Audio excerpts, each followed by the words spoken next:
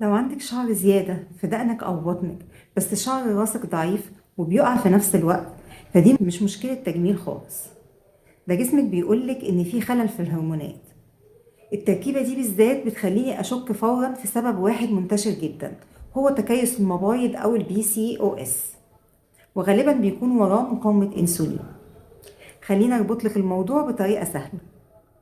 جسمك لما يبقى عنده مقاومة انسولين بيتعامل كأنه محتاج يفرز انسولين اكتر طول الوقت، وزيادة الانسولين دي مش بس بتلخبط تعامل الخلايا مع السكر، دي بتلخبط الهرمونات كلها.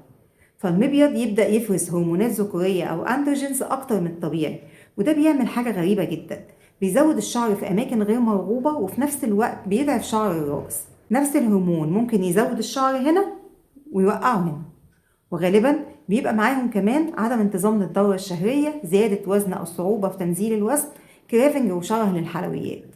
للأسف كتير من البنات بيركزوا على إزالة الشعر الزايد وينسوا السبب الحقيقي، والحقيقة إن أول خطوة في العلاج مش كريمات ولا زيوت ولا منتجات للشعر، ولكنها تنظيم الأنسولين.